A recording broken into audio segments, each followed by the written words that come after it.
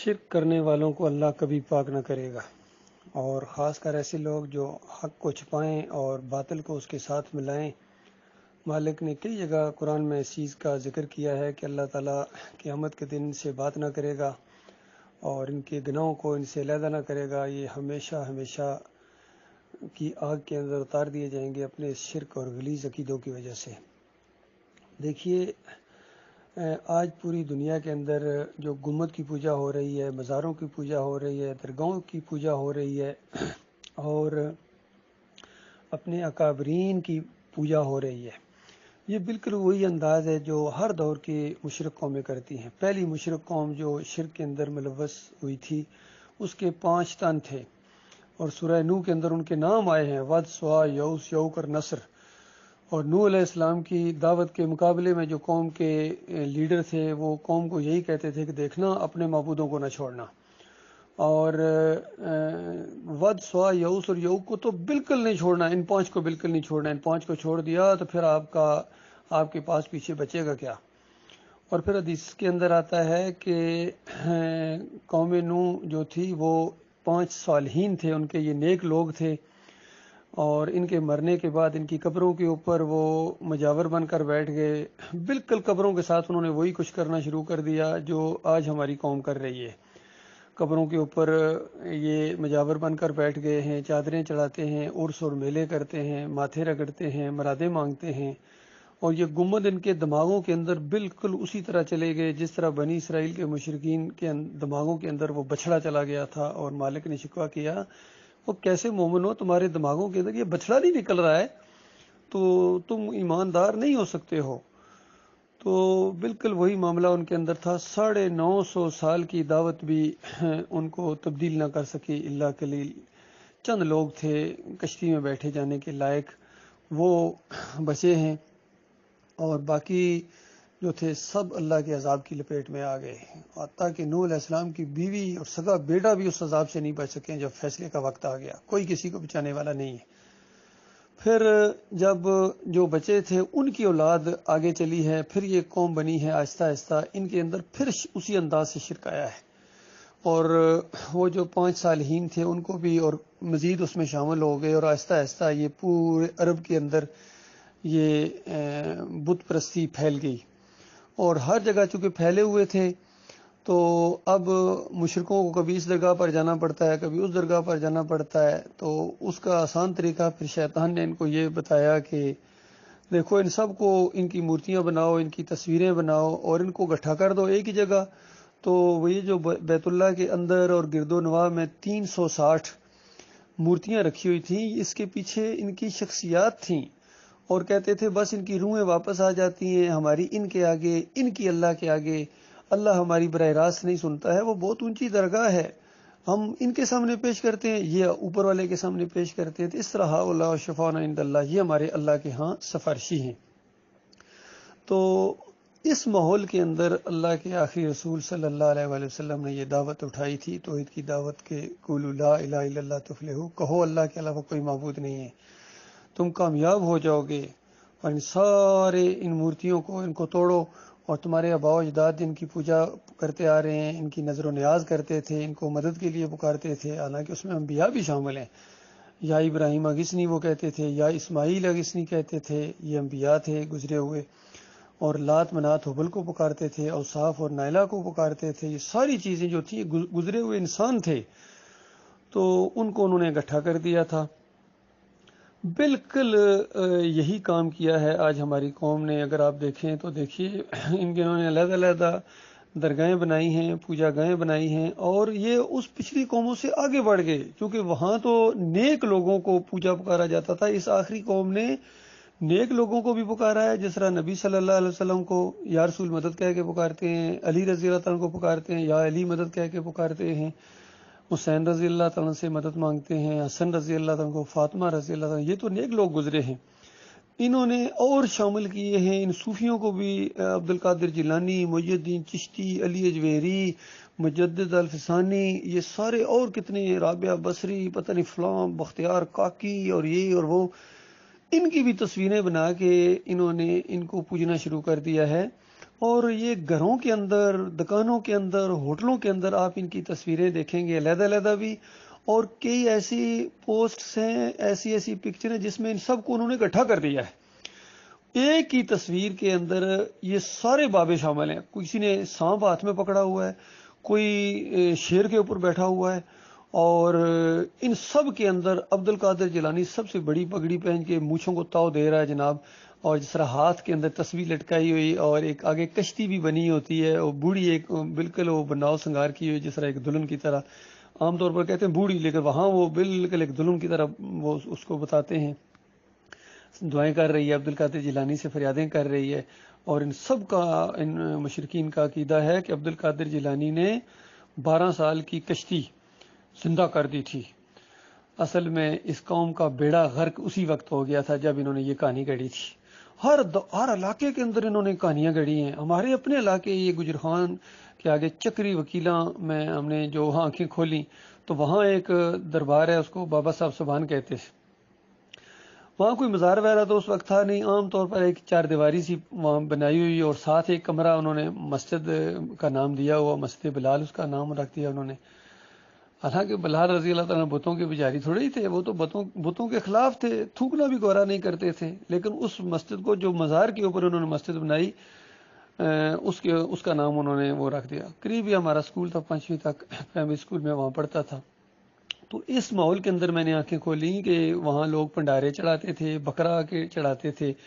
اور کہانی یہ مشہور تھی کہ اس علاقے کے اندر یہ واقعہ کہتے ہیں، پرانے زمانے میں یہ کہتے ہیں واقعہ پیش آیا کہ ایک بوڑھی عورت تھی، اس کے بیٹے کی شادی تھی،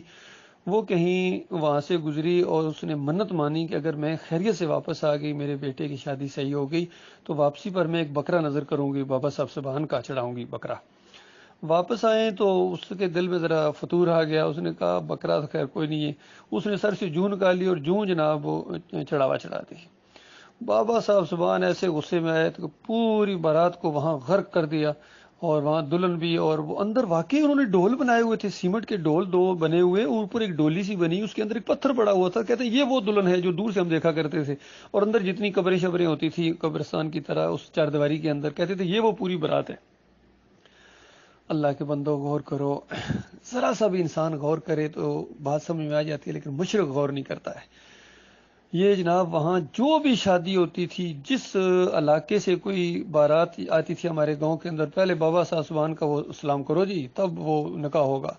یا ادھر سے کوئی شادی ہوتی تھی اپنے گاؤں کا کوئی دلہا ہو، وہ بھی پہلے وہاں جا کے چڑھاتا تھا کچھ نہ کچھ نظر و نیاز، اور پھر وہ آگے گزرتے تھے ادھر ادھر۔ اللہ کا لاکھ لاکھ شکر ہے جب مجھے اللہ نے ہدایت دی اور یہ ساری باتیں سمجھ میں آ گئیں، اور سچے دل سے میں نے توبہ کی،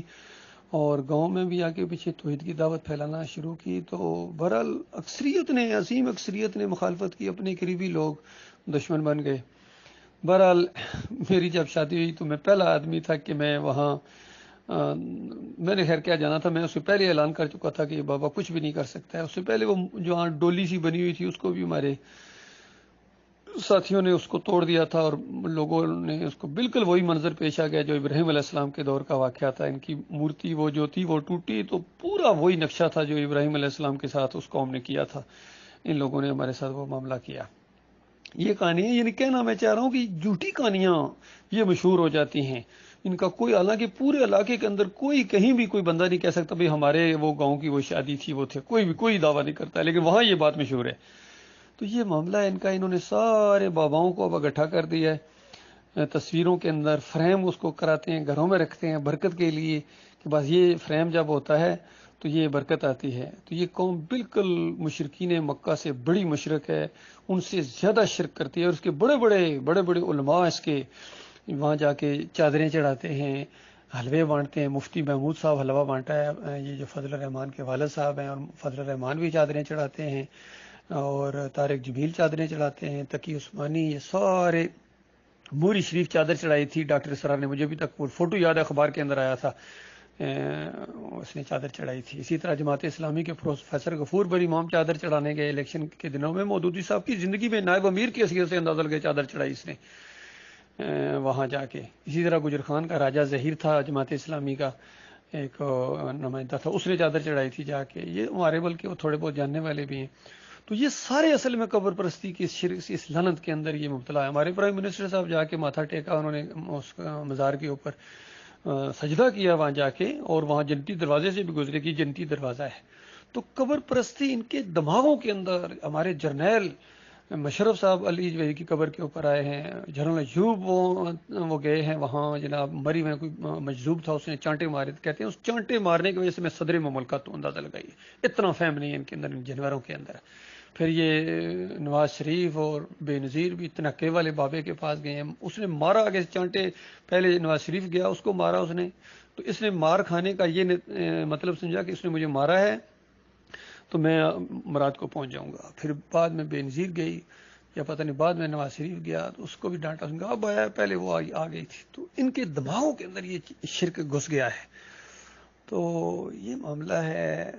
اور پھر دیکھیے یہ ہمارے محمود قریشی صاحب ہیں, کس طرح یہ گدی کے اوپر بیٹھے ہوئے ہیں, پیری مریدی کرنے والے. یہ کیا لیڈر, اس قوم کی کیا لیڈر یہ لیڈ کریں گے؟ ایسی قوم کو ذلت اور خواری نہیں ملے گی تو کیا ہوگی؟ پوری دنیا میں مسلمانوں کو یہ جو ذلت اور خواری ہے, یہ اسی گمت کی وجہ سے ہے, شرک کی وجہ سے ہے, اور اللہ کا انکار اور نبی صلی اللہ علیہ وآلہ وسلم کے طریقے پر چلنے کی بجائے ان کو پوجتے ہیں, ان کی بندگی کرتے ہیں. سائنس کے ایک ایک نقطے کے اوپر فیصلہ کن رکھنے والے, ایٹمی وہ بم بنانے والے ڈاکٹر قدیر, وہ بھی غوری کے شہدائی تھے, انہوں نے غوری کا مزار بنایا, اندازہ لگائیے. تو یہ اس طرح شرک کے اندر ڈوبی ہوئی قوم ہے بھائی. اللہ تعالیٰ ان کو ایمان کی سمجھ دے اور شرک سے توبہ کریں, نہیں تو جو مرتا جا رہا ہے آگ میں جا رہا ہے, جو مرتا جا رہا ہے آگ میں. جو مر گئے وہ جا چکے, ان کو کوئی اب نہیں بچا سکتا ہے. اب پیچھے والوں کا کام ہے, جو باقی رہ گئے للہ توبہ کرو, معافی مانگو اپنے مالک اور خالق سے, اور تب تمہاری نمازیں قبول ہوں گی, تب تمہارے روزے قبول ہوں گے, تب تمہارا ہر چیز قبول ہوگی. یہ جو کہتے ہیں درود ہم پڑھتے ہیں, اللہم صلی علی محمد, ہم اللہ سے دعا کرتے ہیں, یہ نبی علیہ السلام نہیں سنتے ہیں, یاد رکھیے اللہ سنتا ہے, یہ دعا اللہ کے پاس جاتی ہے. اور جن کا عقیدہ خراب ہے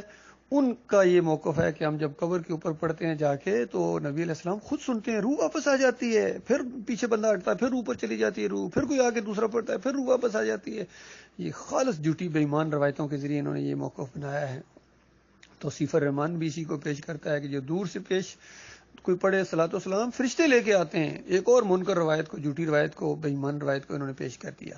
حالانکہ صحیح روایت کے اندر آتا ہے, نبی علیہ السلام نے فرمایا میں پیر اور جمعرات کو روزہ رکھتا ہوں, صوم رکھتا ہوں, کیونکہ پیر اور جمعرات کو انسانوں کے اعمال اللہ کے ہاں پیش ہوتے ہیں, اور میں چاہتا ہوں میرے اعمال جب اللہ کے ہاں پیش ہوں تو میں روزے سے ہوں. تو کیا ثابت ہوا؟ ہم سب انسانوں کے اعمال اللہ کے ہاں پیش ہوتے ہیں, نماز کے, روزے کے, عمرہ, صلاۃ و سلام جو ہم پڑھتے ہیں, یہ دعا ہے جو ہم اللہ سے کرتے ہیں. توحید کی سب سے بڑی دعا, شرک کا سب سے بڑا رد. لیکن اس قوم کی بدبختی یہ ہے, سب مسلک پرستوں کا یہ عقیدہ ہے, بریلویوں کا, دیوبندیوں کا, اہل حدیثوں کا, سلفیوں کا, کہ ہمارا جو درود ہے وہ مدینے والی قبر میں نبی علیہ السلام کے سامنے پیش کیا جاتا ہے. یہ وہ شرک ہے, قبر پرستی کا شرک ہے, جس سے بہت کم لوگ بچ پائے ہیں. یا بڑے بڑے اکابرین نے اسی عقیدے کو اپنایا ہے, حالانکہ بڑے بڑے ان کے دوسرے اعمال بھی تھے, لیکن اس شرک کی وجہ سے, چاہے وہ احمد ابن حنبل ہوں, ابن تیمیہ ہوں, ابن قیم ہوں, ابن حجر عسقلانی ہوں, اور یہ سارے نیچے والے اعلیٰ حضرت ہوں یا ابو العلا, سب کا یہی مشرکانہ عقیدہ. اللہ تعالیٰ غور و فکر کرنے کی توفیق عطا فرمائے.